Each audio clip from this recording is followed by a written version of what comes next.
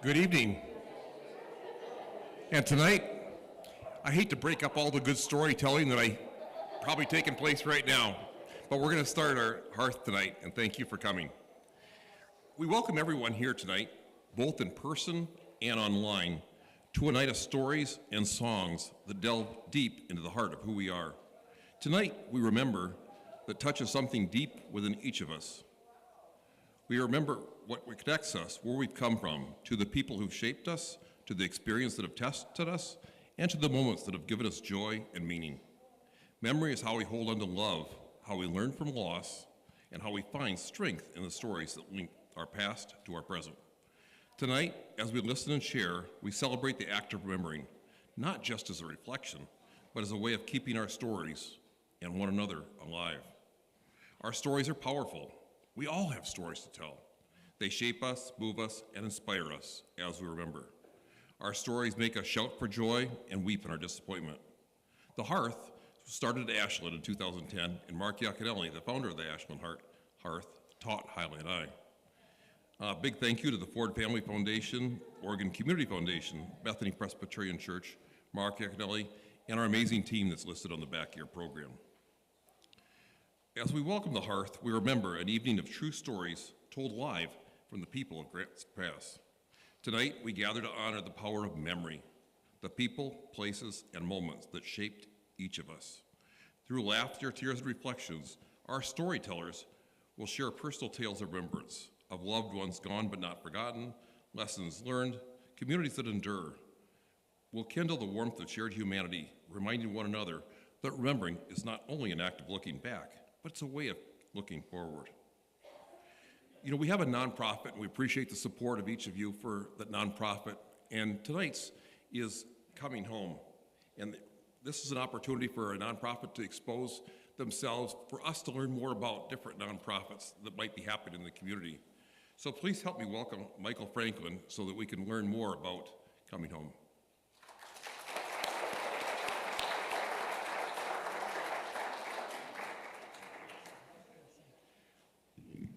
So we're actually called Journey Home. So we all learned something new tonight.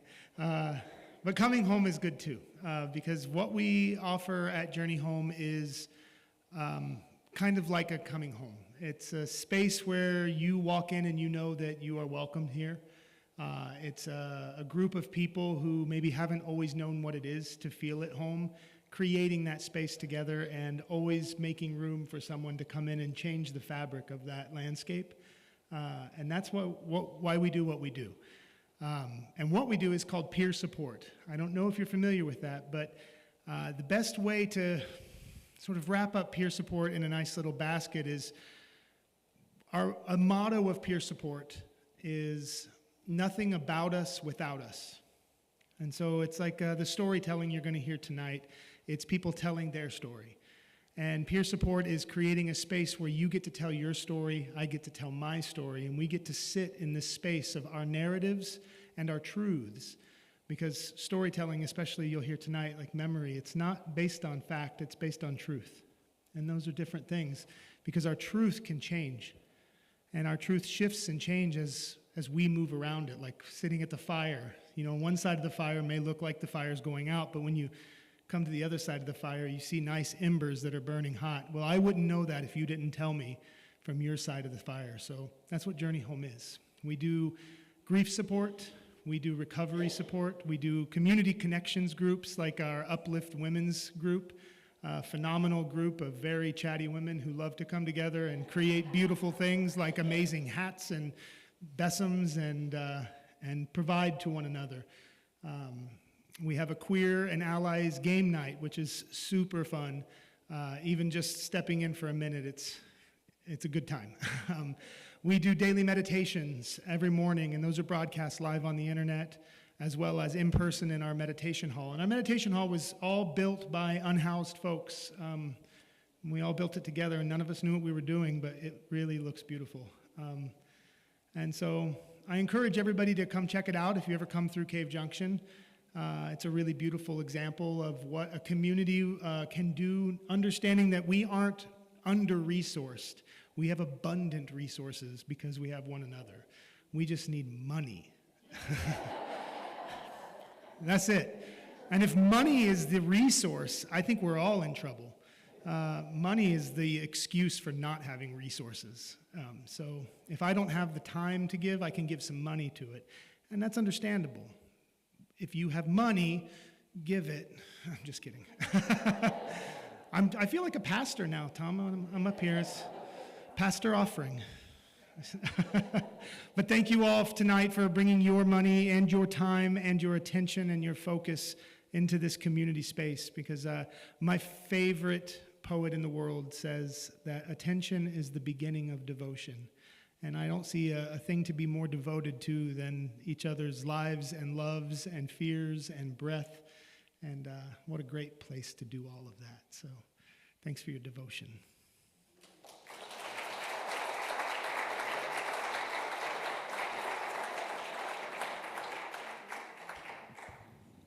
And you're going to hear more from Michael later on tonight as he tells a story.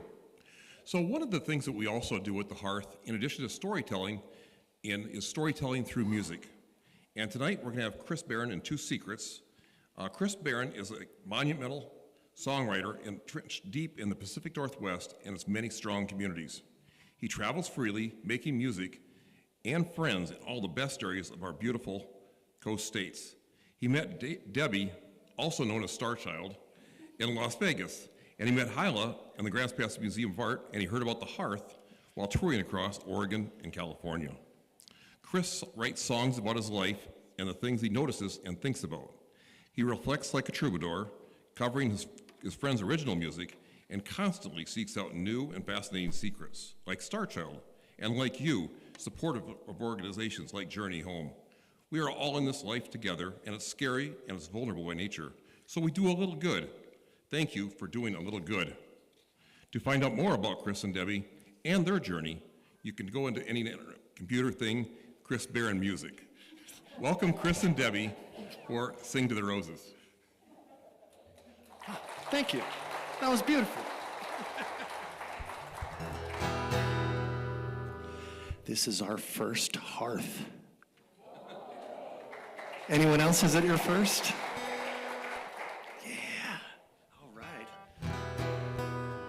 So the stories you'll hear tonight are going to be very real. And this first song that I would like to sing for you and that we would like to play for you, the lyrics were based in a dream.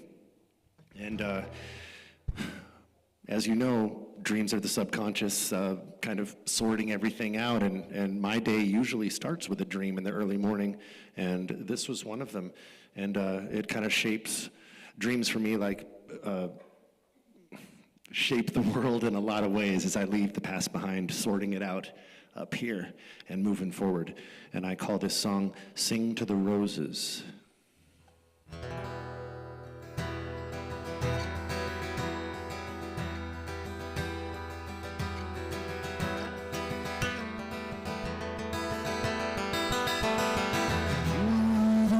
I see in my dreams. The only thing different is everyone seems to be older there. This is a dream that has happened before. Maybe it's happened for years. How can I be sure?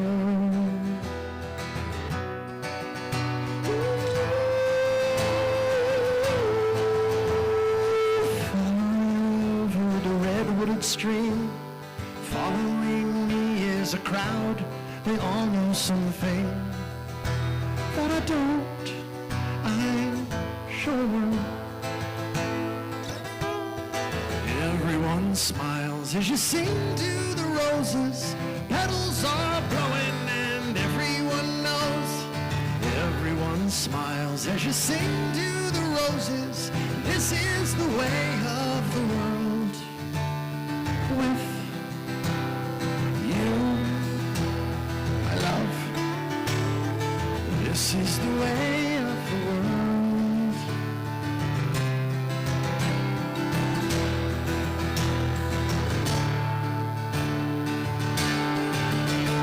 Wherever we roam and the radio's playing.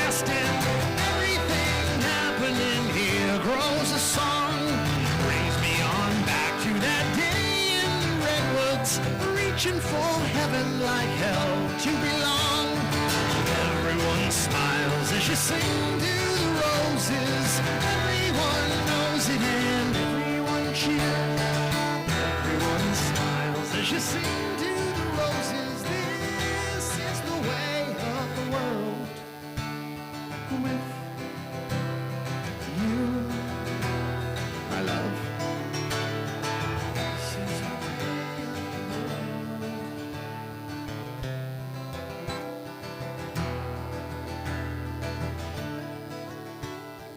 You are the woman I see in my dreams. The only thing different is everyone seems to be older there. You are the woman I saw through the trees, only a glimpse from my knees, and I breathe in, out. Everyone smiles as you sing to the roses. Everyone knows it and everyone cheers. Everyone smiles as you sing to the roses. This is the way of the world. Everyone smiles as you sing to the roses. Everyone knows it and everyone cheers.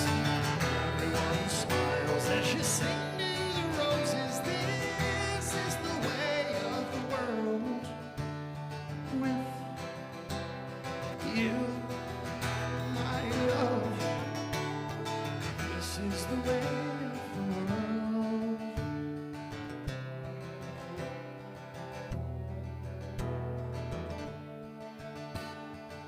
This is the way of the world.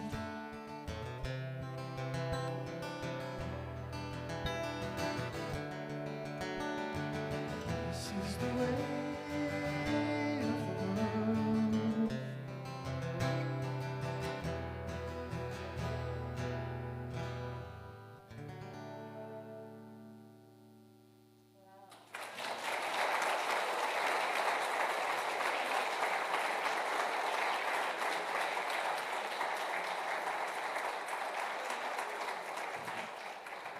Thank you. That's a great way to start the evening. Our first storyteller is Angela Franklin, and Angela is an advocate at the intersection of life's most profound moments. She works as an older adult behavioral health specialist, suicide prevention coordinator, and death midwife here in Josephine County, bringing a wealth of knowledge and compassion to her work. She is a co-founder of Journey Home Support Services. Angela is committed to fostering connection and compassion within communities while bridging community-based support with local systems of care within healthcare and aging services.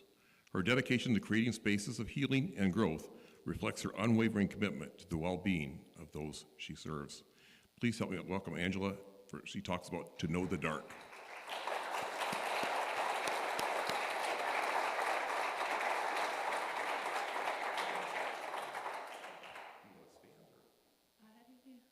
I think I'll stand.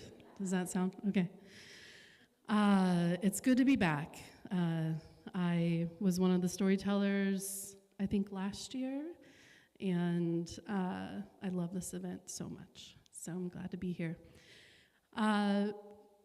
My story is called To Know the Dark, and that is going to be a story about not just being a death midwife, but also being a friend.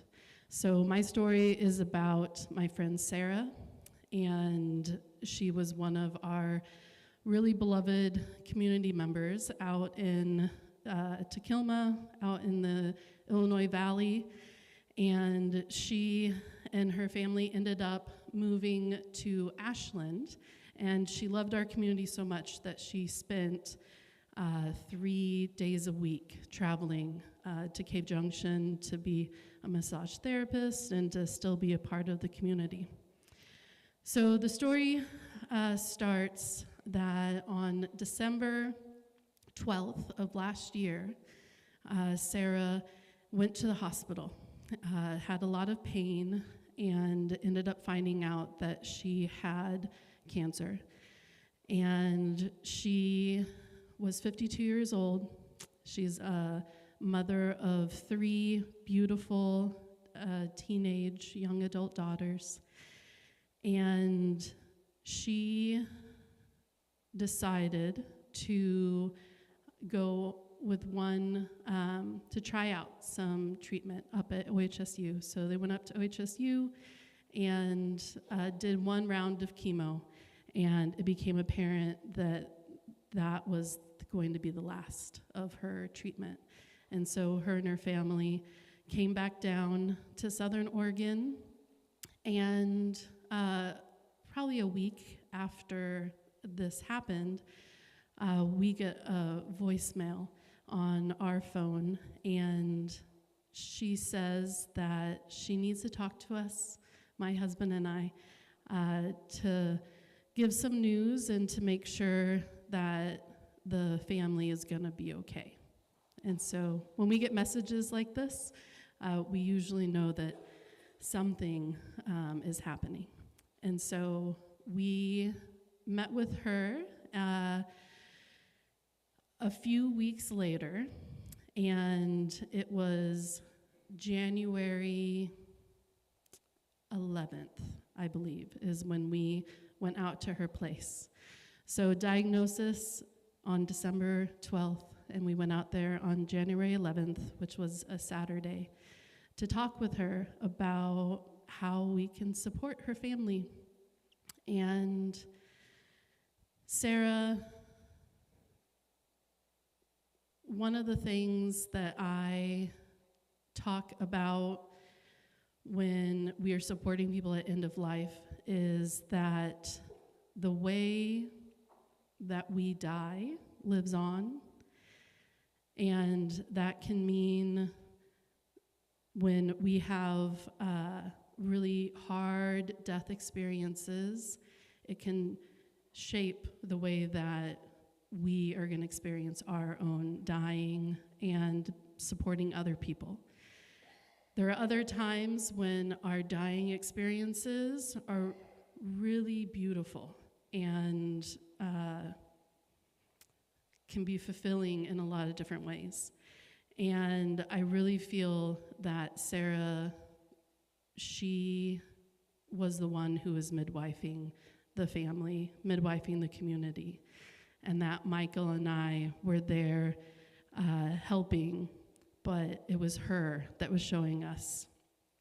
One of the sweetest moments of meeting her on that Saturday was going into her bedroom and sitting with her on her bed.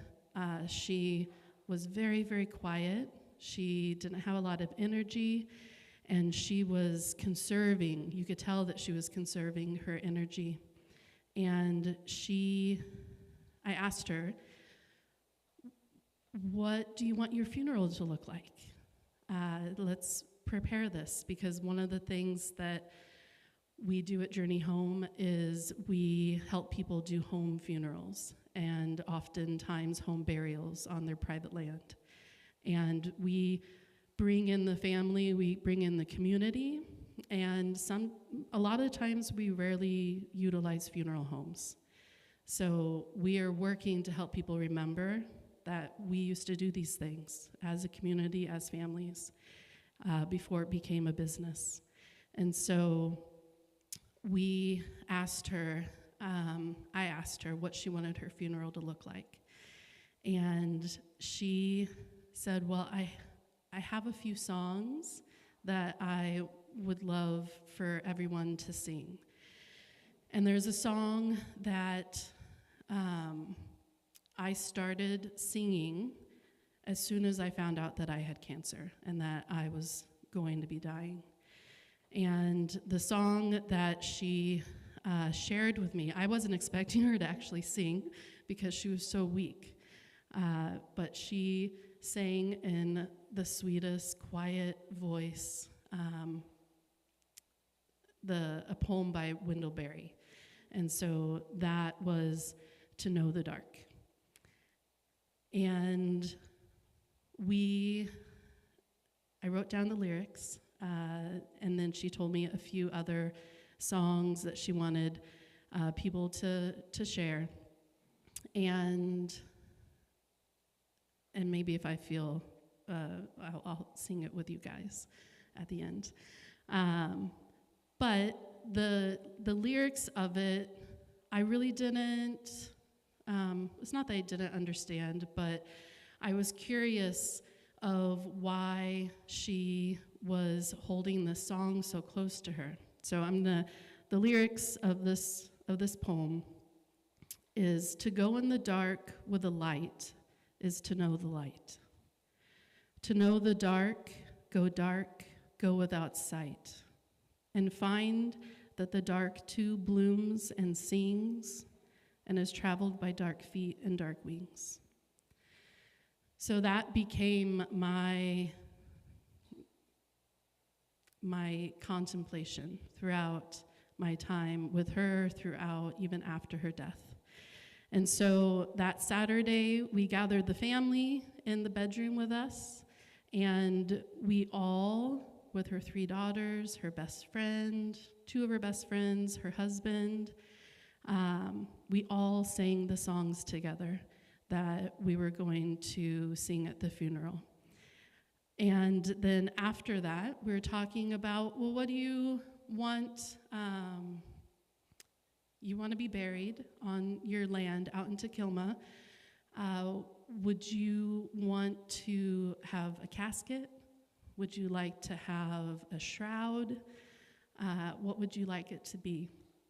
And I'm thinking, we don't have a lot of time. To me, I'm like, I feel like it's going to be days, that she is still in this body. And then my husband, so Ashland is an hour and 2 hours away from Tequilma, I believe. And so he's like, you can go and get your shroud making materials. Because one of the things that I absolutely love to do is to make burial shrouds with people. And I have created a ceremony where I utilize eco-printing. And so I have fabric that, big bolt of unbleached cotton muslin. I have a big bolt of wool and a big bolt of raw silk. And so because Sarah, I loved her so much, I got out my raw silk and cut off a section of that and got all the materials, drove, 5 hours total, I believe, to get all of these things. And the next day, we started making her shroud with her daughters, with her best friend, placing flowers and leaves on it, and then rolling it up. And we made not only the shroud, but we made scarves for her daughters, and we also dyed a bunch of linen and doilies with the shroud, so that all of the different people could have these items to keep, knowing that they were dyed with Sarah's shroud. And the sweet moment was that she wasn't able to help make the shroud, but she was able to hold the shroud and rub it on her face and say how soft and luxurious it was. And it was a really special moment to be able to have someone participate in something that normally we don't participate in before we die. And we wrapped her in the shroud. She died 2 days after that. And I'll just finish the thing. One of the sweetest moments is I left her before she died, knowing that that was going to be my last time that I would see her before the funeral. And she sat me down in front of her. I sat down in front of her, and she thanked me. And that's all that really, that was the biggest thing for me, was for someone to look you directly in the eye and just say thank you for being a friend, thank you for bringing the family and the community together. And she said that I'm always going to have a piece of her with me. And it's one of those moments of magic. I'm a believer in magic. And she actually took her hand and put it to her chest, and she motioned from her chest and placed it into mine. And she said, I'm always going to be with you. And yeah. So I want more people to have these experiences of being with people at end of life and having it be these beautiful memories that we can keep with us forever. And yeah, so the very last thing I forgot to say is I had a poem that I was going to open with, and I'll just end with that because I thought it was appropriate for tonight. It's short. So, hello, grief. I have gathered you a bouquet of stories, some dug up, some plucked, some with dangling roots, earth still clinging to the tendrils. Awesome. Thanks.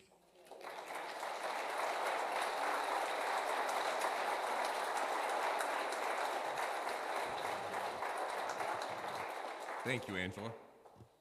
Our next storyteller is Jennifer Roberts, and Jennifer is a novelist, a fierce library advocate, occasional knitter, and aspiring mead maker who lives in Grants Pass with her charming and handsome husband, Tim, whose only failing is that he makes too many puns. Jennifer's debut novel, The Village Healer's Book of Cures, was published in November of 2023 and was named an Amazon First Reads Editor's Choice and Editor's Pick by the Historical Novel Society. It features 17th century recipes, witches, and a wicked smart crow. Please help me welcome Jennifer as she talks about infinity under a roof.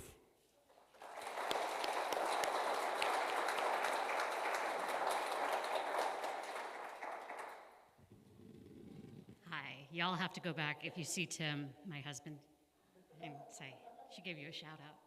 She says you're handsome.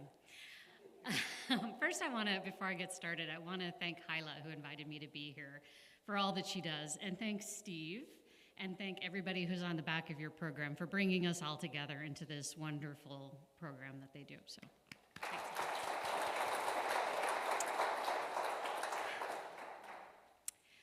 A library is infinity under a roof. That marvelous quote is by Gail Carson Levine, who is the author of Ella Enchanted. I don't know if you've seen that movie, wonderful movie. And it has always almost summed it all up for me. It's true, libraries contain the stories of the past in all their complexity and the possibilities of the future in all their potency. But that's not all. Libraries also blow that metaphorical roof off the building. They contain ideas, concepts, and potentialities that go as high as the sky and as low as the core of the earth. If you haven't figured it out by now, and as Steve mentioned, this talk will be about libraries, and those who know me will not be surprised because I'm kind of a little obsessed with them. But borrowing from tonight's theme of We Remember, I'd like to take an odd sort of path through this story. There's no narrative arc spelled out, no rising action, no conclusion or denouement. Instead, it's a story made of mental snapshots, impressions, and revelations. After all, memories are not always stories. The first vignette. I'm a kid, maybe 10 or 12 years old, watching a rerun of The Twilight Zone called Time Enough at Last. Does anybody know that? Remember that one? You will as I start to describe it, I bet. I will recap. Here's the opening narration, and I would try to do the Rod Sterling voice, but I don't think you'd like it. So, you'll probably hear it as I'm reading anyway. Witness Mr. Henry Bemis, a charter member in the Fraternity of Dreamers, a bookish little man whose passion is the printed page, but who is conspired against by a bank president and a wife and a world full of tongue clickers and the unrelenting hands of a clock. But in just a moment, Mr. Bemis will enter a world without bank presidents, or wives, or clocks, or anything else. He'll have a world all to himself without anyone in. The Twilight Zone, exactly. Well done. In other words, Harold Bemis is a man born to read, but forced to work. I think we all know what that feels like. One day, he eats his lunch in the vault of the bank where he works, and he comes out to find that a nuclear war has decimated everything he knows. Through his despair, he spies an intact public library.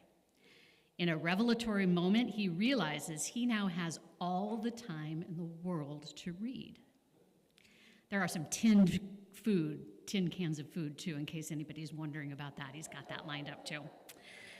So as a kid, I remember that feeling of elation. I mean, imagine reading all of the Nancy Drew and Trixie Belden and the Chronicles of Narnia that you want to read, right? I mean, and as many times as you want to read it with nobody on your back. But I also very clearly remember the despair when reaching down to pick up the first book on what we would now call his to-be-read pile, Henry Bevons's glasses fall and are smashed, and he can't read a word. Second vignette, flash forward to college.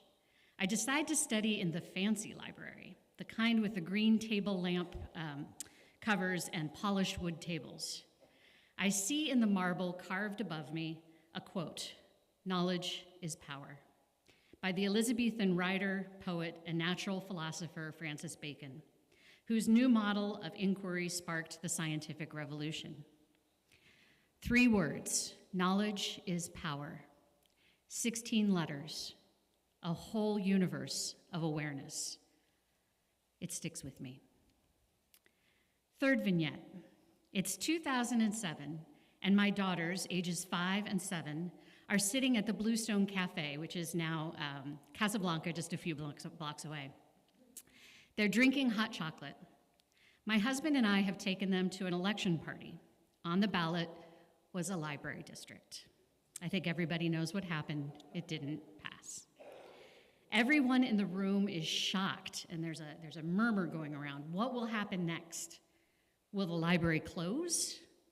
I'm so busy doing that I don't think to look to my kids, and when I finally do, I see my eldest, and she's just staring at me, and tears are just cascading down her face. Fourth vignette. I think it's 2009, although the numbers are getting fuzzy, so somebody correct me if I'm wrong. The nonprofit Josephine Community Libraries, Inc. is reopening the libraries with a soft opening of the children's room to work out the kinks before the grand opening. A few of us are behind the desk in the children's room, frantically using the cutting board to make bookmarks for all the kiddos. We're so busy that we don't think to look outside the door, and when we finally do, we're gobsmacked to see a line that goes all the way to the street and around the corner. When the doors open, the kids and their people flood into the children's room and then check out, and their arms are just full to the brim. You know that stance that kids do when they're carrying the big thing? All the way up to the checkout desk, tons and tons of books, and I cry. Fifth vignette. My family travels to England, and my kids want to tour the Bodleian Library in Oxford because parts of Harry Potter are filmed there. The Divinity School is part of the library tour. We go to the oldest part of the library, which is called Sir Humphrey's Library. To the Potter fans, it's also called the restricted section of the library, where they filmed that. The tour guide tells us that a unique tradition of the Bodleian and of Sir Humphrey's Library was that no books could be lent out in the 16th and 17th centuries. Even King Charles I had to stay in the library to read. I'm struck by this. As magnificent and storied as the Bodleian Library was, almost every library in the world today is better because we can check out the books and take them home. In this, we are richer than kings. The sixth and final vignette. Last month, I see Gina Marie laughing back there, the president of the Josephine Community Library Board. I'm not going to go into all the details because we would be here all night. But after 10 months of uncertainty and instability, the commissioners vote 2-1 to pass a 5-year lease that allows the library to stay in the building it's occupied since 1959. There have been rallies, countless letters to the editor, articles, interviews, and even a documentary. And at this point, I'm going to make a plug for it. Southern Oregon PBS did this documentary, and the second part of it airs tonight at 8 o'clock, and you can find it on their website. When the lease finally passes, when that meeting finally happens, where am I? I'm alone in a hotel room in Grand Rapids, Michigan. I'm watching this meeting on the computer, and just staring in disbelief. I'm like, did that just happen? And I look around and, there's nobody there to share it with. I'm all alone. I'm staring in disbelief, I write. I kind of went off script there. As a sparsely attended meeting in a conference room, 3 men determined the fate of the library. So again, I feel very alone. It's the middle of the day. I've got nobody to go out and have a drink with to celebrate. And I have that anticlimactic feeling. When I think of the library's history, but then I think of the library's history and all the moments just like this that allowed it to continue and to endure to this day. I remember all the folks over all the years who've dedicated themselves to the library. The people I never met, like Mrs. C.M. Stone, who in 1893 served as the library board's first president, and the philanthropist Ben Bones, who in 1962 gave funds for a community meeting room. I think of the couple, and I see that they're sitting right over there, the Groningers, who gave up their Saturdays for months to table at the growers market. I think of the volunteers, hundreds of volunteers, who shelve and check out books and answer a gajillion questions at the information counter. I think of all the new folks who bring energy and savvy to the library effort, and the experienced folks who bring local history and experience and wisdom. And then I don't feel so alone. So to close, I'd like to modify Gail Carson Levine's quotation just a bit. Yes, the library is infinity under a roof, but it is also a multitude under a roof of our friends and neighbors who are under the roof, out in the streets, and in the halls of power, because the library is us. Thank you.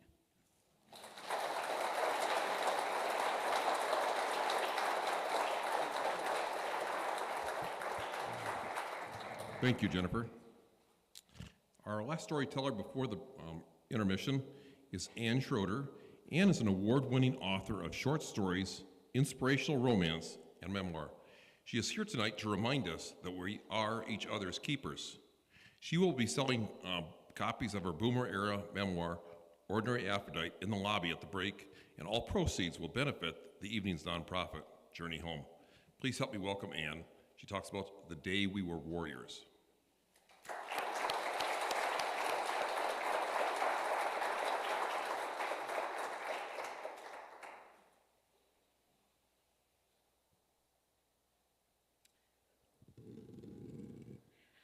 Okay, as he said, I'm Ann, and I've been writing for a long time.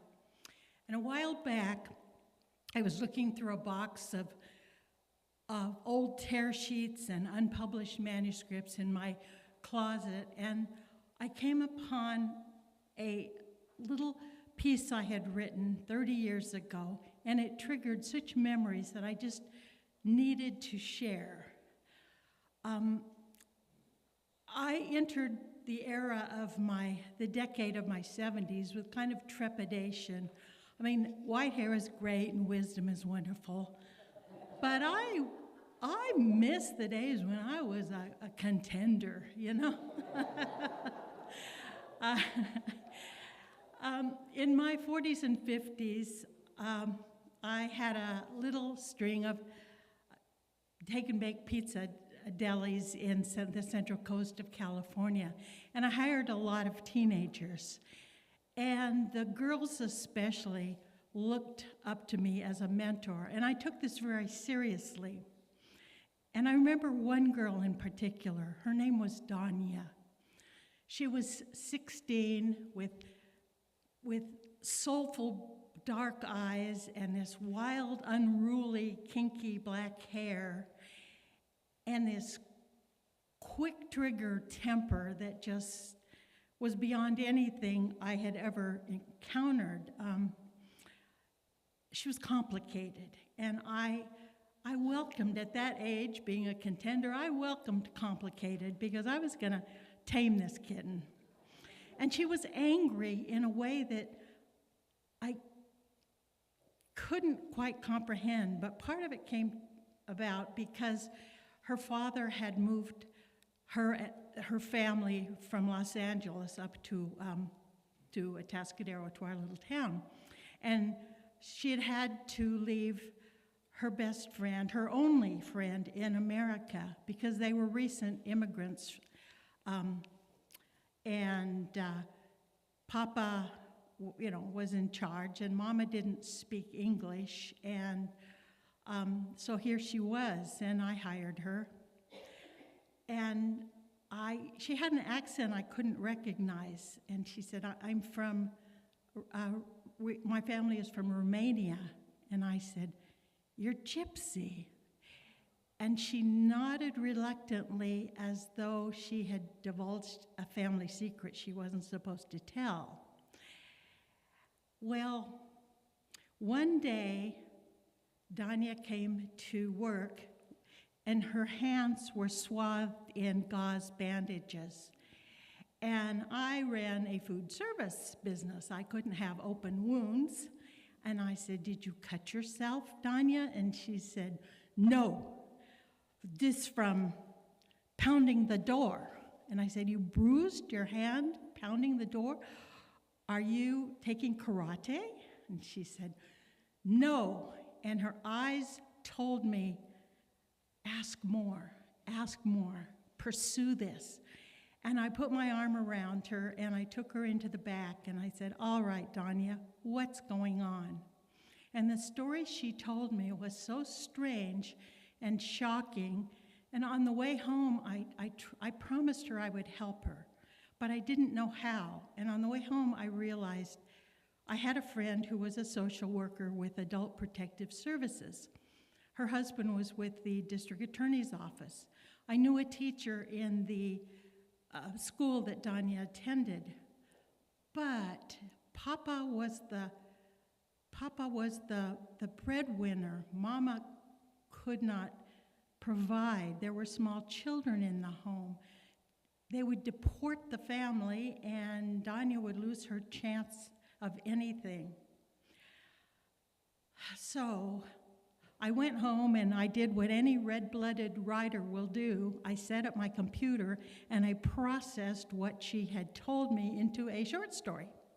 But as I started to write it, I realized I was just victimizing her again if I wrote a story with her life.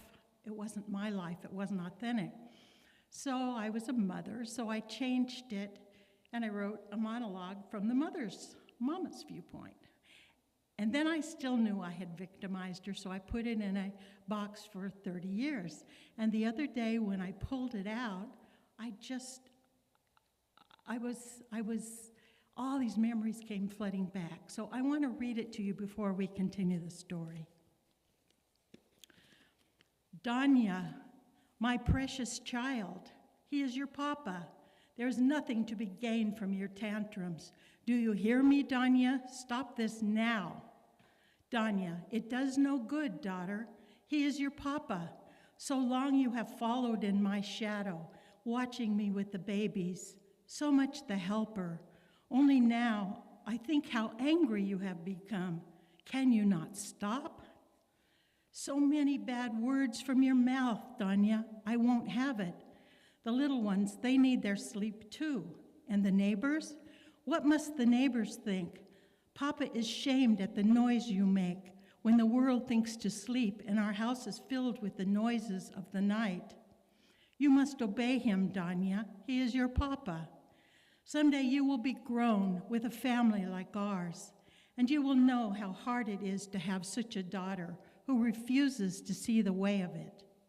Stop, daughter, or Papa will get the lash again, and this time he means to use it. It leaves stripes, this I can tell you, stripes upon your legs that will cause questions at school and trouble for your Papa and me. Stop now, before the authorities come to cause trouble. Too many questions. Already the neighbors ask about the screaming in the night. So much do you resist, my Danya? Come, lean your head against Mama and let me soothe your brow. Here, where sweat dampens your curls until they kink like the Golo woman at the ice cream parlor. Do you remember her, Danya? The bright orange robes she wore?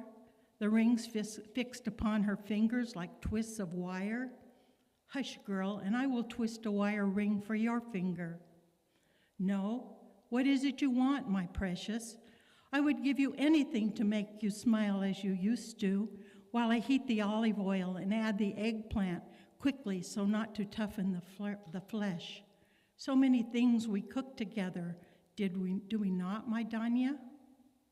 There, that is better. You are calmer. A woman now, Danya. Your body does not lie about these things, and everyone can see it is true.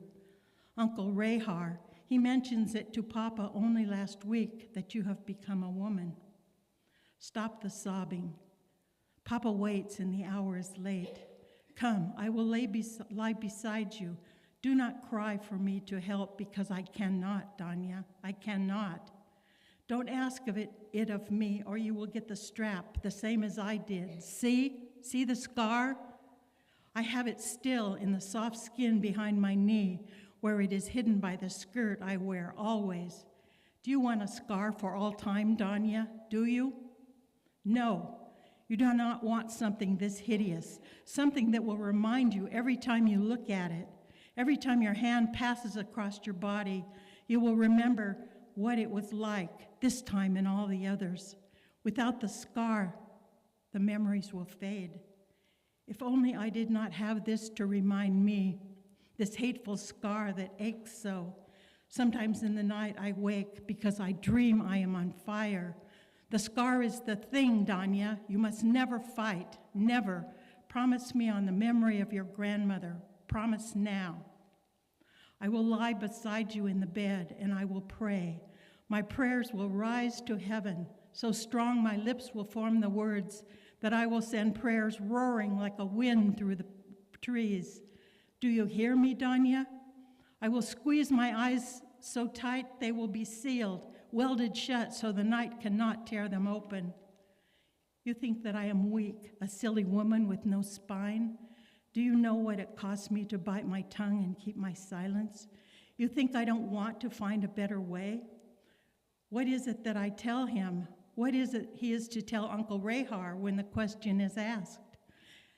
How I have tried to ignore the signs, to think of you as my little girl still, even to convince your Papa. But Uncle Rahar, he knows. They all know, Danya, and so do you. Come, daughter, it is time. Climb into bed beside Papa and be still. You are a woman now. Uncle Rahar was saying so only last week.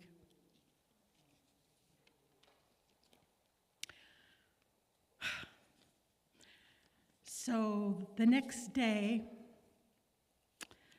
I went to work, and I found Danya's application in the file, and I called the number of her best friend's mother she had put down as a reference, and we chatted.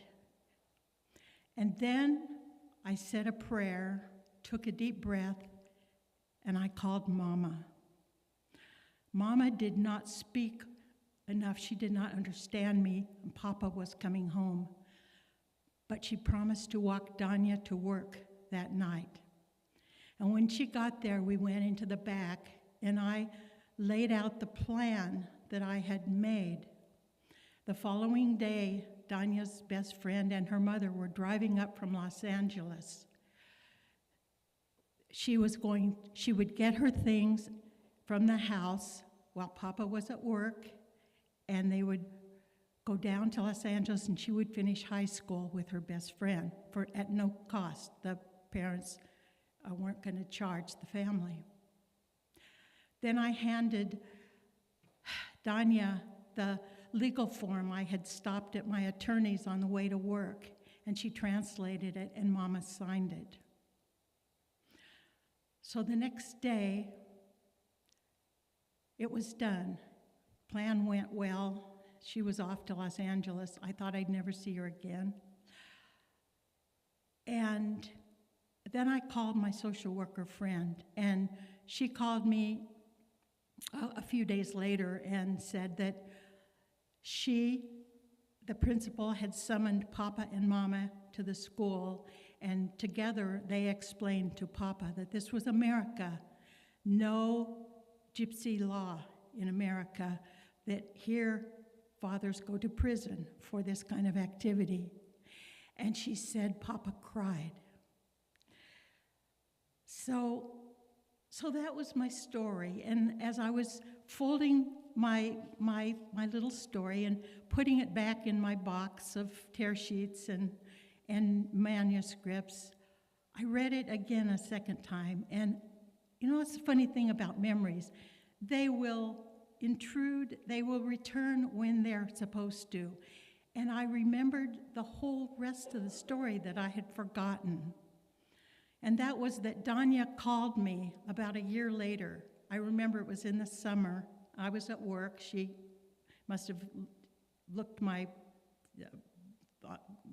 got the website or something, I don't know.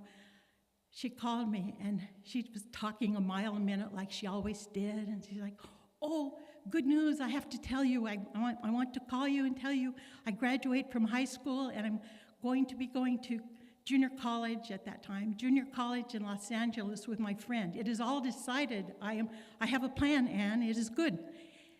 And I'm thinking, have I destroyed this family? Is she ever going to forgive her father? Is she ever going back to see her parents again? What have I done? And I said, Did your family come to your graduation? And she said, "Oh, yes. Papa and I talk. He says he is sorry. No more gypsy law. From now on, he is a good American father." And then she said, we talked for a few more minutes, and then I had the feeling she had saved it for last, the best for last. And she says, "Anne, I'm not so angry anymore. And you know, the best part, Anne, I have met a boy." And she said, "You know, Anne, we were warriors that day."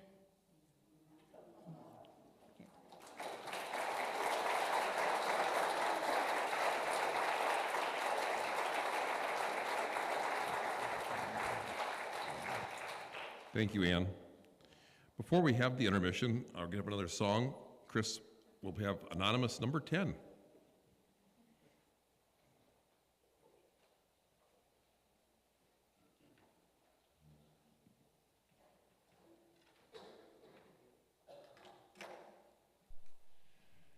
Well, all three of those stories were amazing.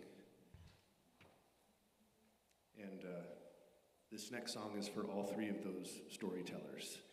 Anonymous number 10 is a song about how if you give of yourself fully, or even part way, as much as you can, then you are not invisible, and your story will spread, and we will remember. It is called Anonymous number 10, the song. We tried to think of a better title, but we couldn't. And actually, we are from out of town, but we did spend about 4 hours today in your Grants Pass Public Library, and it was a wonderful time today.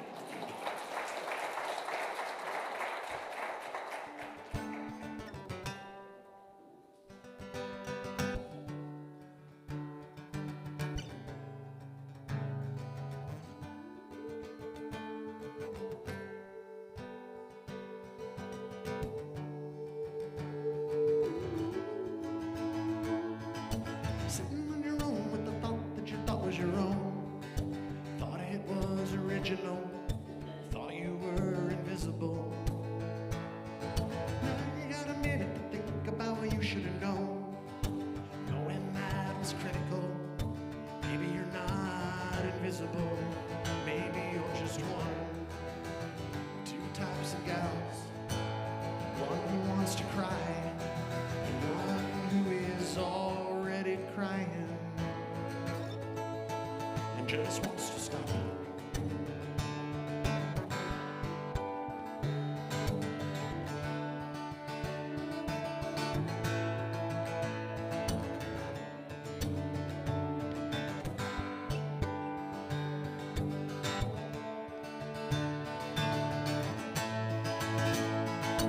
Living with the dream in obscurity that you never see. Blinded by infinity, spending time impossibly like never could have been a believer like you couldn't believe. As you're figuring out that mystery, busy as a buzzing bee. Maybe you're just one. Two types of bees. One who's in for the honey, one who's in for love. And just wants to stop.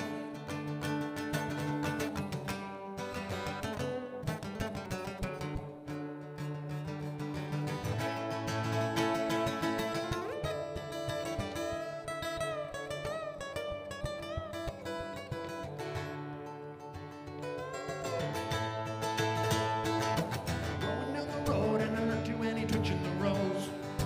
Eyes are down and moving slow. Rowboat cop on patrol. Maybe for the best to not move along so fast. Furiously skimming past, missing all the evidence. Maybe you're just one, or some kind of lucky. One who was in for love, one who was in for the honey, and just needed to stop.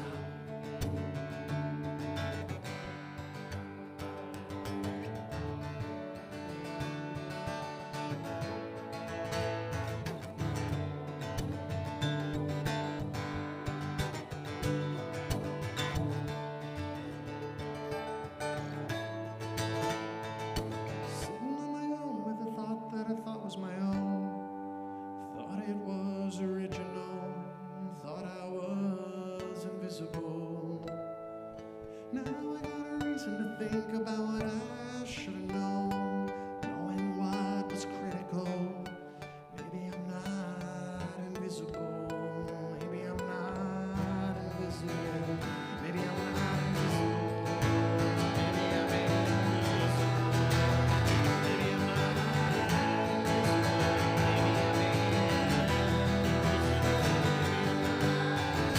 invisible. Maybe you can see.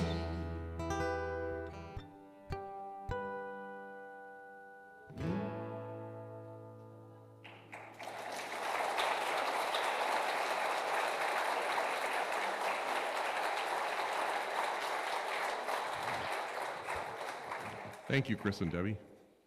So a couple of announcements. One person you'll notice is not here tonight is Hyla. Hyla is feeling a little bit under the weather, but she is joining us online. So she's going to online with hopefully some other people along the way. And also out in the narthex there are some water bottles. And if you would, feel free to take a complimentary water, but please leave the bottle right by there. Don't throw it in the trash, and we'll just use it for recycling. So I'll come back at about 9:14. Thank you. Or excuse me, 8:14. Otherwise, it's a long break. 8:14.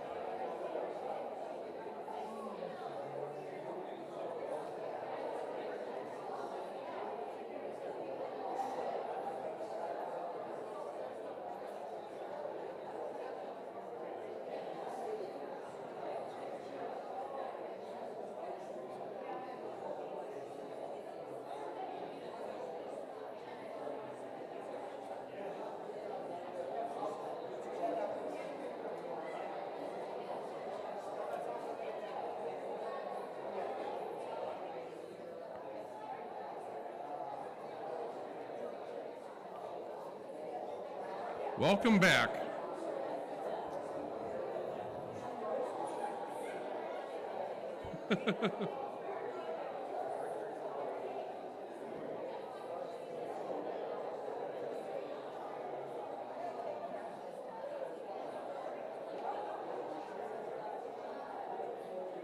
Can everybody take their seats and we'll get started for the next section.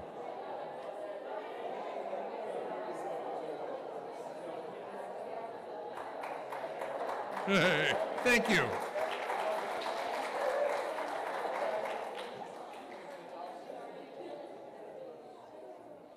Welcome back, everyone.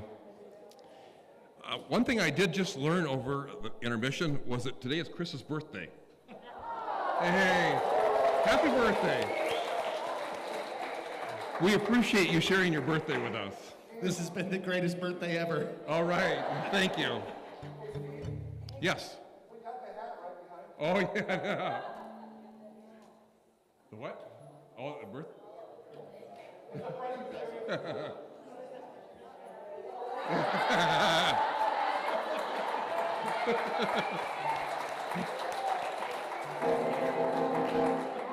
Birthday to you. Happy birthday to you. Happy birthday. Happy birthday to you.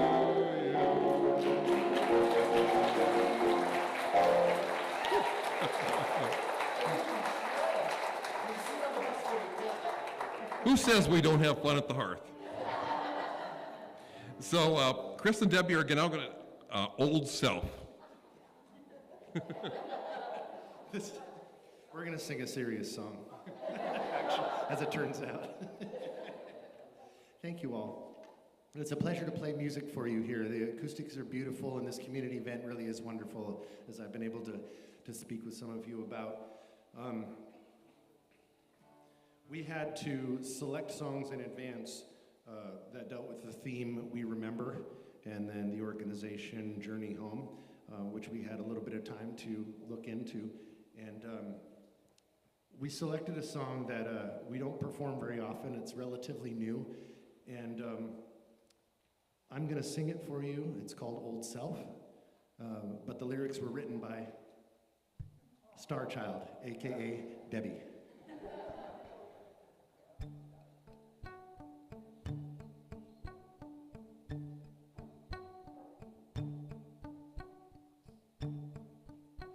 I've been sitting here for so long, afraid to be right or do wrong.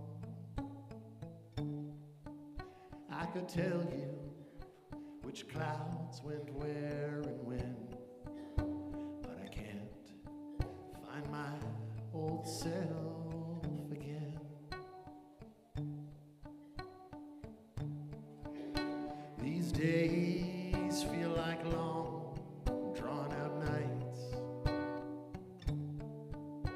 Can't seem to remember my life. One long winter upon my soul, and then I can't find my old self again. No, I can't find my old self.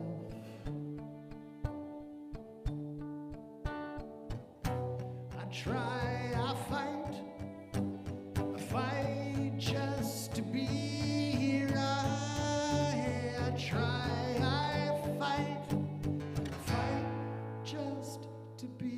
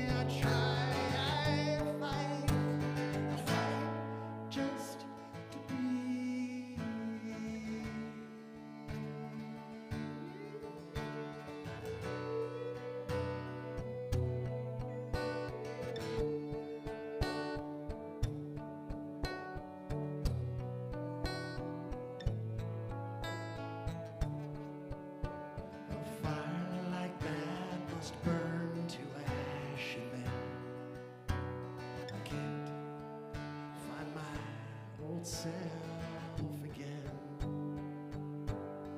No, I can't find my old self again.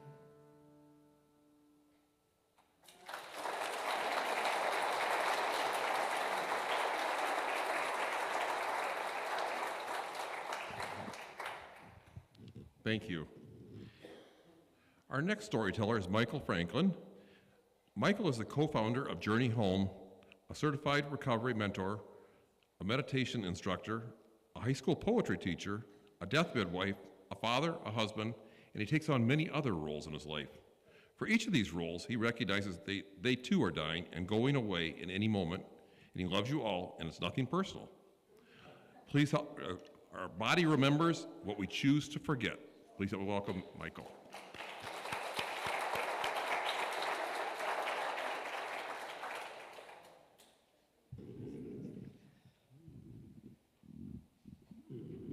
Nobody uses the stool. I'm going to use the stool. Before I start, I just wonder if you can help me. Sometimes my central nervous system gets dysregulated, especially if I'm nervous or scared or getting ready to do something vulnerable. And so I'm going to take just 3 breaths just to find my body. And I wonder if you could take 3 breaths with me, because when we breathe together, like choirs, when choirs sing together, they've done studies where they hook them up to all kinds of fancy machines. And they find that throughout the time of singing together, their heart rates sync up. And so their hearts beat together. And I think that's because of the breath. So let's bring our hearts together if we can. Just take 3 breaths with me. Just in silence. I won't tell you how to breathe.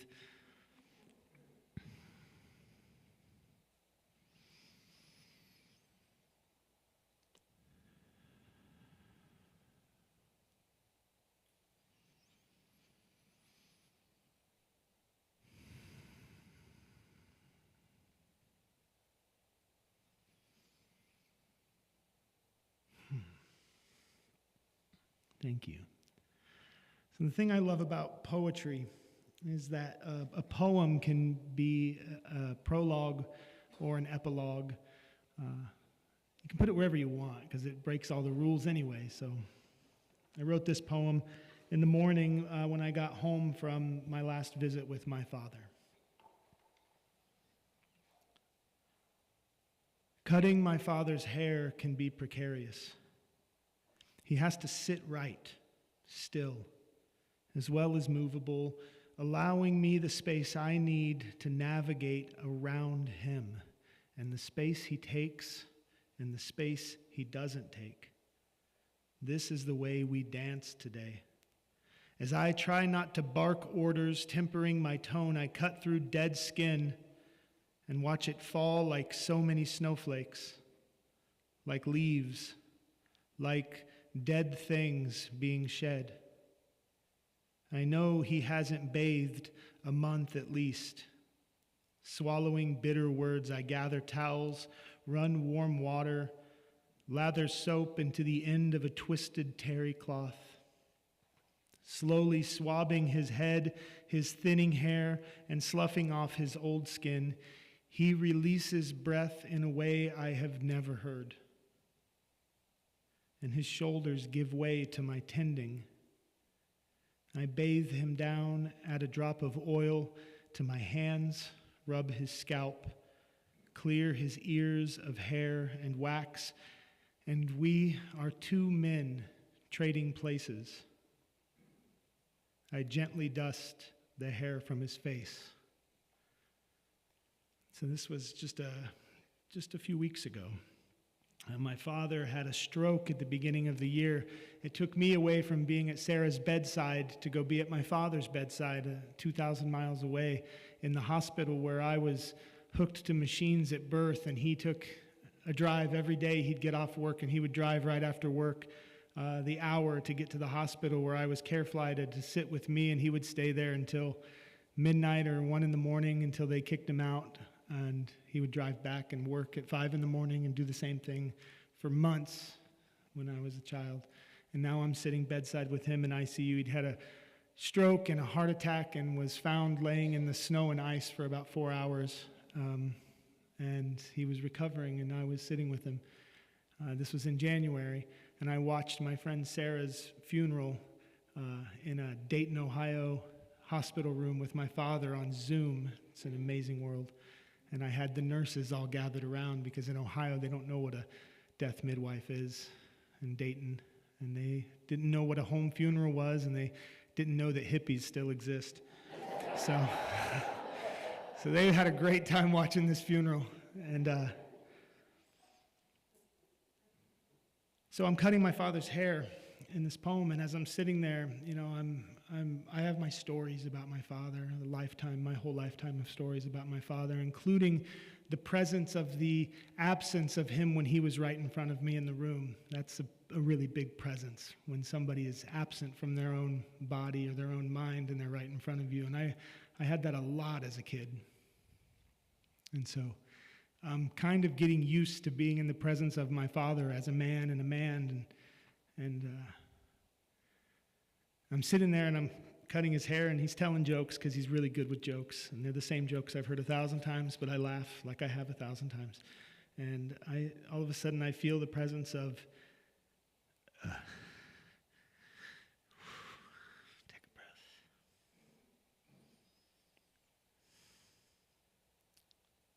Thank you. 6-year-old me and my father were playing catch. I didn't know what it was to work a 60-hour work week as a steel worker, so I had no idea. I just knew that when he got home, I threw my glove at him, and we went outside and we played catch. So we're there.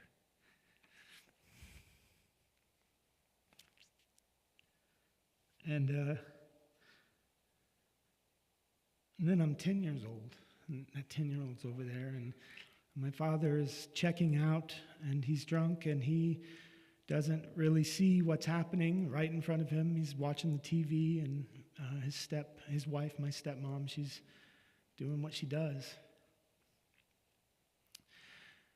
And then it's 2020, and I'm sitting in the yard down below the house, as we lived in a tent, and my family lived in tents in a school bus in the summertime, while the man whose home we ended up buying before he died, he lives in the house up the hill, and we're down by the river, and I had set up, it's COVID, so I set up a yoga station because I was going to really make COVID the best COVID ever.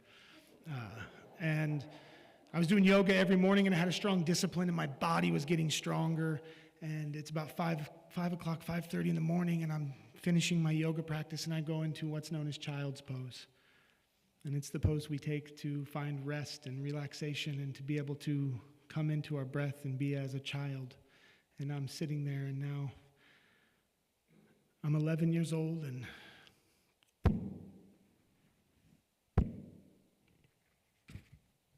wake up. Get up right now. And I got shoes flying at my face. I'm in bed, and my bed is not my bed, it's my stepsister's bed, and there's a whole collection of the breakfast, or the Babysitter's Club right above me, and I'd read them all at least twice, because I had to spend a lot of time in that bedroom. It was the room that was behind the bathroom, kind of like Harry Potter. It was the smallest room, and the door was small, and my stepmom was very large, and I was very small. I was 11 years old, and she didn't come all the way into the room, because I think she maybe couldn't, but she could throw the shoes off of the rack at my face to wake me up around 6 in the morning, probably on a Sunday, to let me know that I shouldn't have eaten all of the goddamn snacks, because they were for her daughters, and if I wanted snacks, my mom should send them with me, and she's sick of this shit. And so I'm cutting my father's hair, and there's that 11-year-old me right there, and there's him on the couch watching TV, not saying a word. And then there's me doing yoga, and I see this play out, and for the first time in my entire life, I say, that's abuse. It's not just a mean stepmom. That's abuse. You were a kid. That's abuse. You're being abused. Wake up, kid. You're being abused. Say something. And I'm laying in yoga pose, child's pose, and then I see my son. He's around 8 or 9 years old, and we lived in a school bus at that time too, and It's in the morning, and the night before we had gone grocery shopping, and then we bought a bunch of groceries with the food stamps that we had, and one of the things we bought, that I bought, and I'm not going to say we because I bought them, was a big bag of Oreo cookies. And that next day, those Oreo cookies are all gone. My 8 or 9-year-old son had stayed up playing video games long after we went to bed, and he'd eaten all the Oreo cookies. So there's me.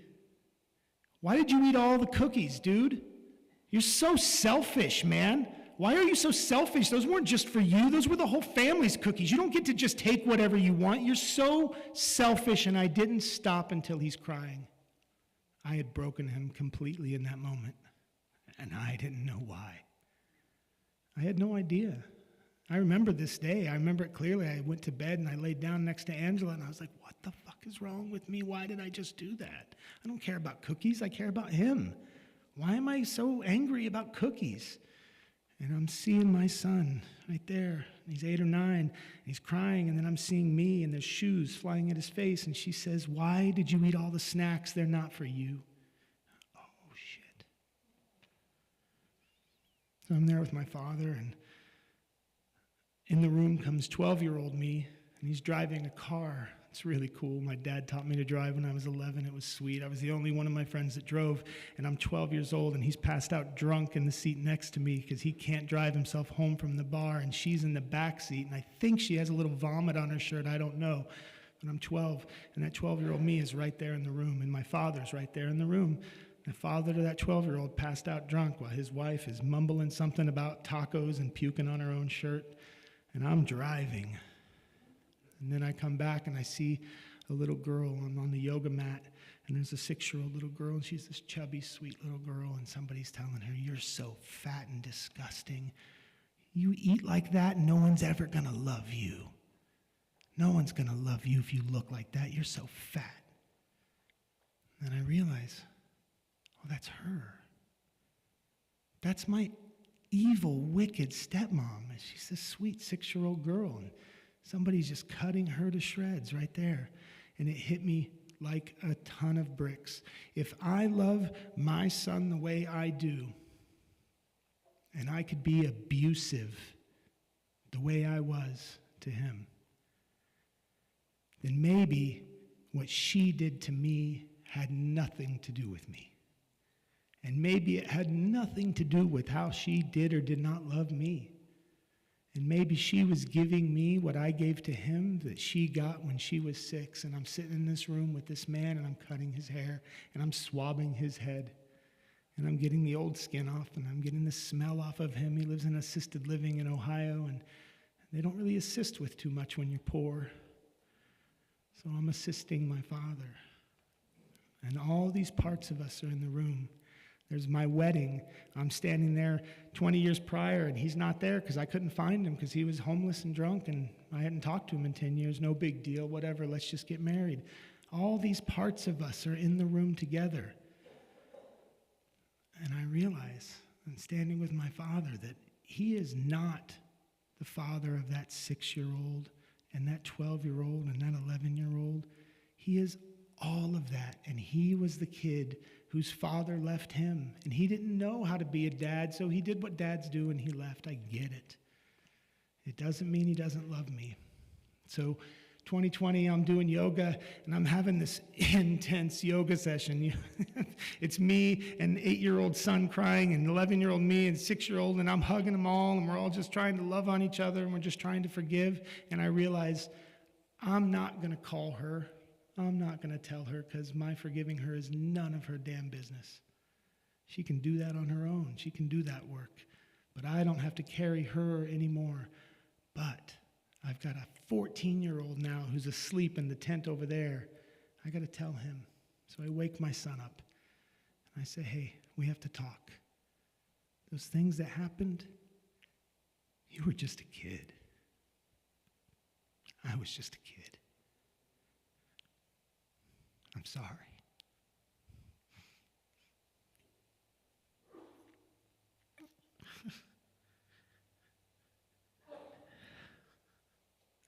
And I told him, I can't fix it. I can't take it away. It's your job now.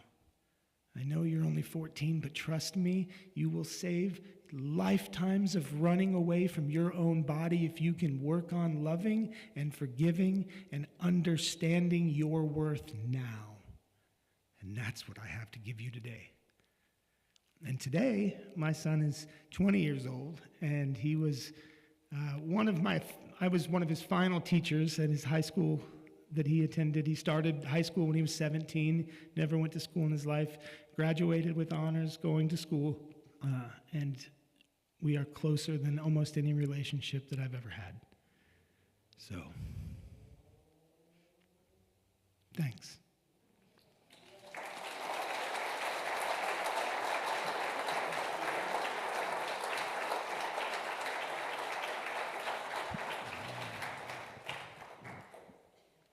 Thank you, Michael.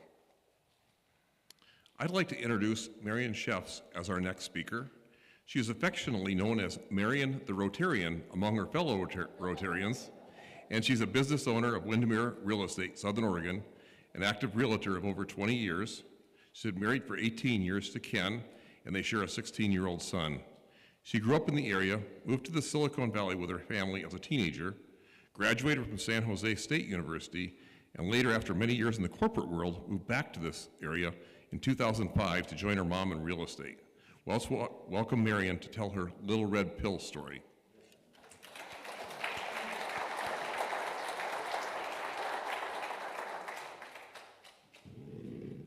It's so unfair that I should have to follow all these stories that made me cry. Truth be told, I'm also known for my bling because I love it, but I did dress for you to remember this story that I'm about to tell. And I can't decide if I want to sit or, let's see, I'll try sitting because I like walking around with the microphone. They won't let me do that here.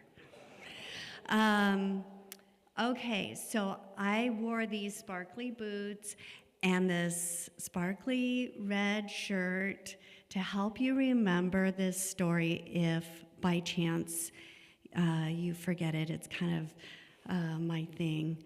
I don't normally share this story, and I did a couple of weeks back at Rotary, and bless Hyla, she asked me to share it with you today. But it's not my thing going around sharing this story. I want you to know.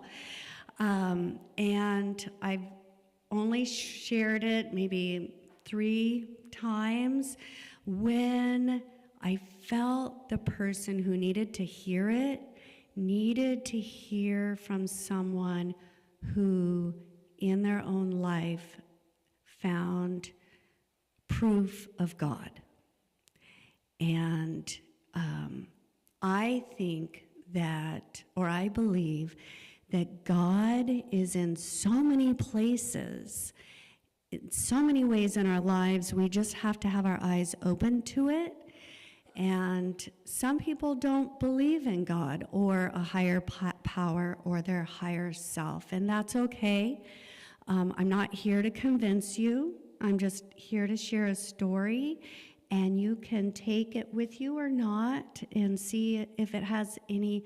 What I'm hoping is that what it will do is inspire some memories and stories of your own, kind of an aha of, oh, maybe back when that happened, maybe that was something more than what I thought it was.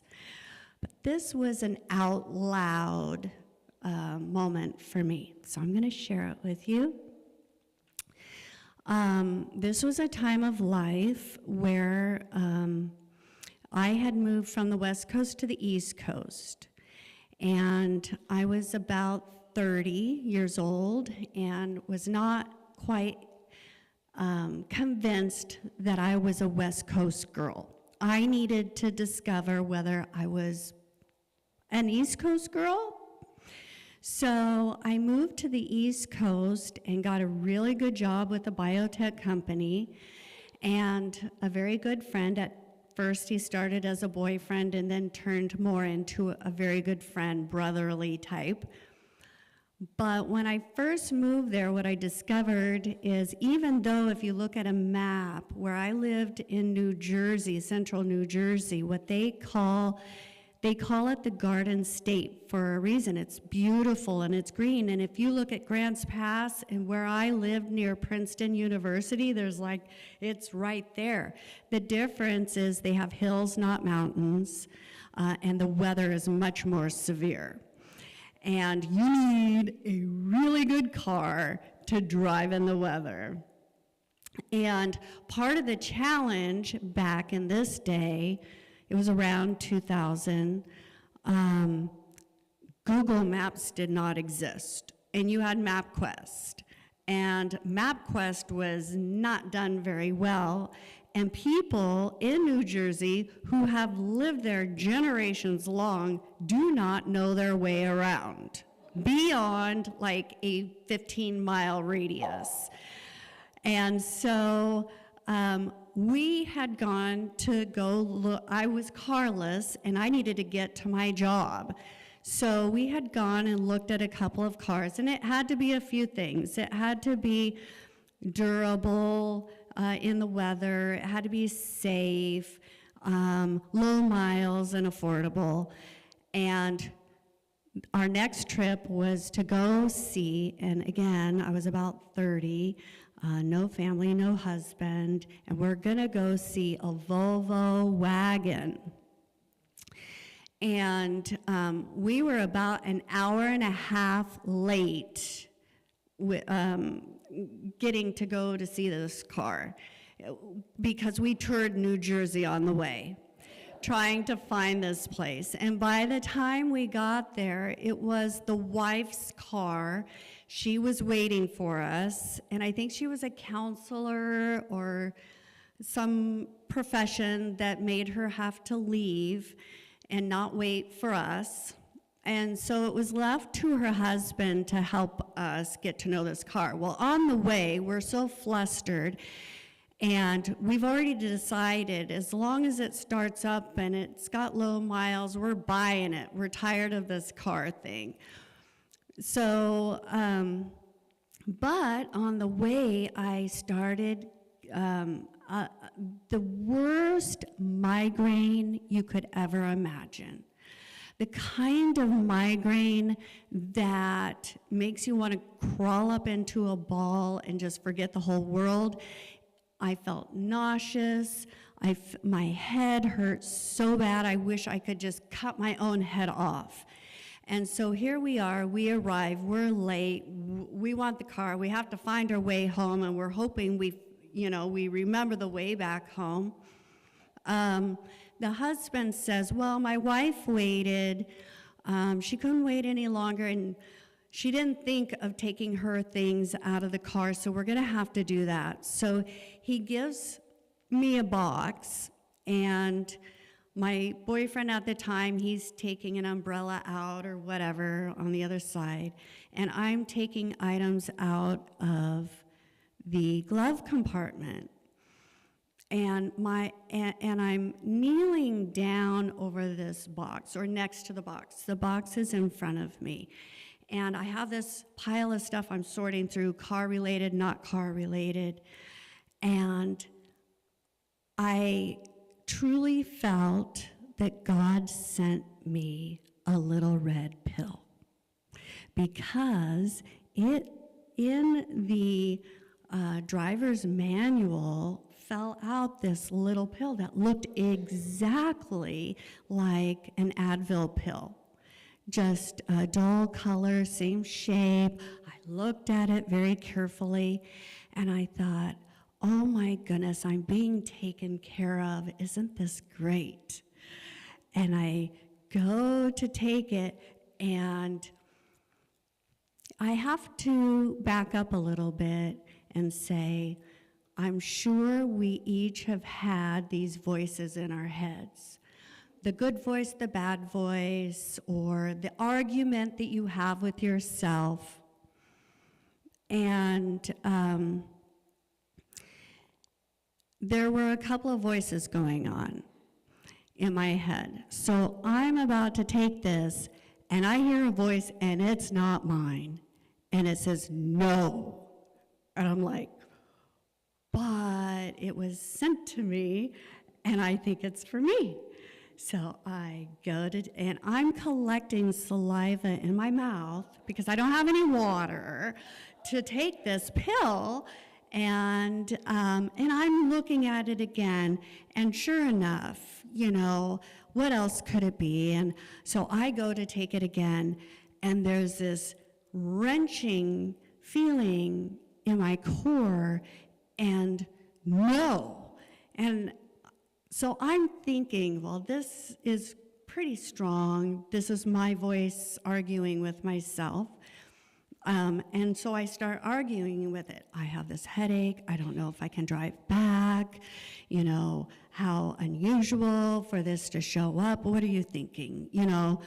Just take the pill. And I go to take it again, and the words, "It's not yours." And back up a little bit, when I was a little girl, my mother taught me, if it isn't yours, you don't take it. And to this day, someone could leave a $20 bill, a $100 bill, a $1,000 bill if they make them, and I will not pick it up. It is not mine. I will leave it to the person who lost it to come back and find it. If I think I'm being helpful, I might take it to someone who can announce, hey, did anybody lose $20? I don't know. I am the person who will not take something that isn't theirs. And I thought, oh, my mom's voice. Oh, it's not mine. Well, clearly it should be mine. And so there the argument ensues again inside of my head. So I go to take it again, and there's just this no. And like a little kid tantrum, I throw the little red pill into the box to go to this lady, the previous owner. Fast forward, I get home just fine. I think the husband may have given me a bottle of water, which did help. And a few days went by, and I get this phone call from the wife. And she says, well, how do you like the car? And I'm thinking, well, this is strange. Yeah, I like the car. It's just fine. And she says, well, good. Did you see a little red pill by chance? And I said, well, yeah. And before I could tell her I put it in the box, she goes, well, this is going to sound really strange, but I spent $150 on that pill. And I thought, aha, it wasn't mine. I returned it. And then I told her I dutifully put it into the box. She should, find her $150 pill. And I felt at that time my job was done. I had listened to this voice that seemed so dutiful of, don't take it, no, give it back to her, it wasn't mine. And she says, this is gonna sound, I feel like I need to tell you this. I've looked in the box and I didn't see the pill, so if you happen to find it, and in my young brain I'm going, I'm not gonna find it, I know exactly where it is in that box. She says, when 9/11 happened, it was really desperate times. And so I got a suicide pill, and I put it in my car just in case we had another event. And so if you do come across this little red pill, she goes, I did spend $150 on it. And I said, okay, but it's in the box. And I remembered that voice that wasn't mine, and how much I argued with it, and how much it argued back with me. And I'm a pretty good arguer. I don't usually lose against myself, but it wouldn't let me win. Anyway, that is my story about the little red pill.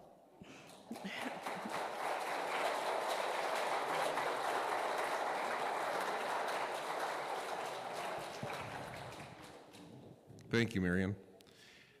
So Chris and Debbie, how long has this been going on? Will be your next song, I guess. Please help me welcome back Chris and Debbie. Thank you.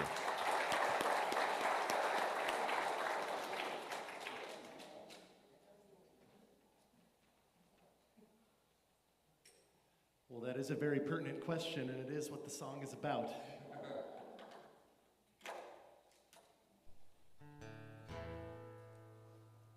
Two great stories. Once again, that makes 5 amazing stories on the night. Is every hearth like this? Wow. You guys are lucky to have this here. I was chatting with Steve earlier.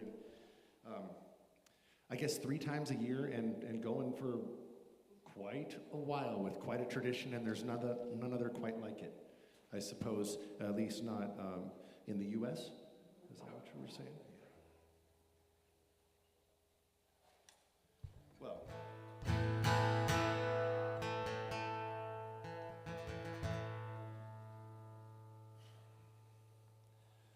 I'd like to sing for you a new song I'm working on, and it's about personal empowerment and taking charge when there's chaos maybe around you. And I was thinking about what song I wanted to play last while listening to the last 2 stories, and it's important to do the work and stretch outside of yourself to make sense of the chaos inside and the chaos outside of you. It's important to stretch out and figure out, go to strange places, you know. Are you a west? Are you an east? You only know if you go and experience it for yourself.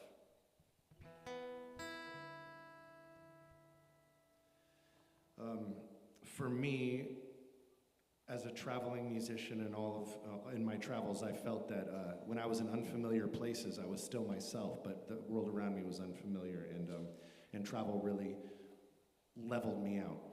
And so we would like to play for you a song called The Leveler.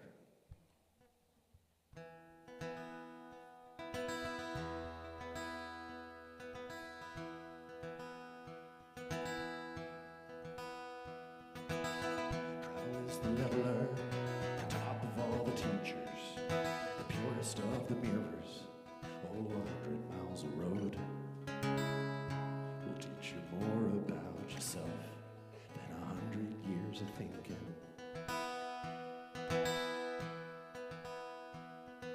You may not call me kind till I have given up ambitions and ignored the old traditions for another state of mind.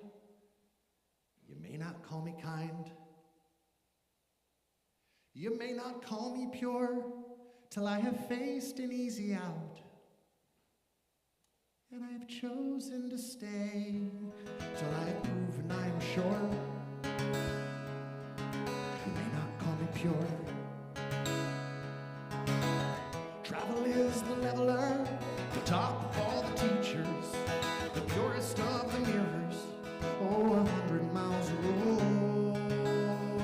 will teach you more about yourself than 100 years of thinking.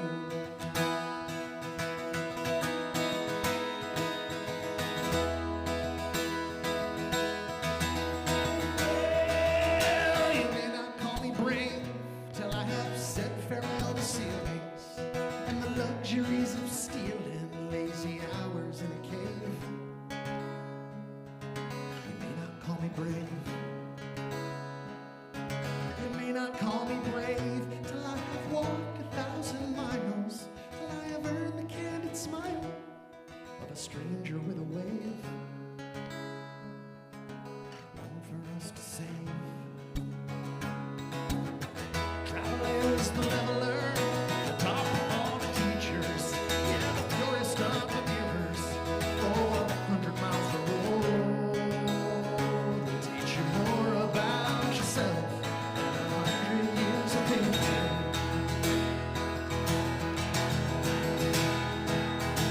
Walk till my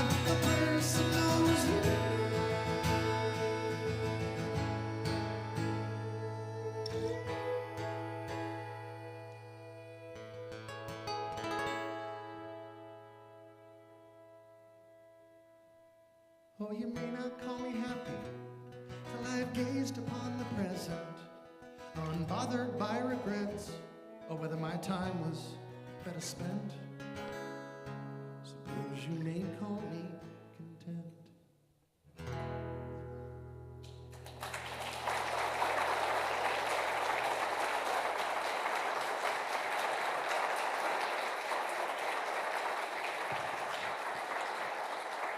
Thank you very much. And thank you to all the storytellers and the musicians tonight. Thank you as well for all of you for being here tonight and holding space for your vulnerability, courage, and truth that has filled this room. We've heard some powerful stories and music about the power of remembering our lives. And as we enter this season in the fourth quarter of the holidays, share some stories of your own around this table. And there's so many stories and some stories, we hear about are good stories, and some stories are ones we may not want to remember as easy. But there's all things that we can learn from. So I thank you for tonight for coming. Our next Hearth will be here on January 22nd. This is actually our 30th Hearth for Grants Pass. So special one, exactly. So thank you again, and have a safe drive home.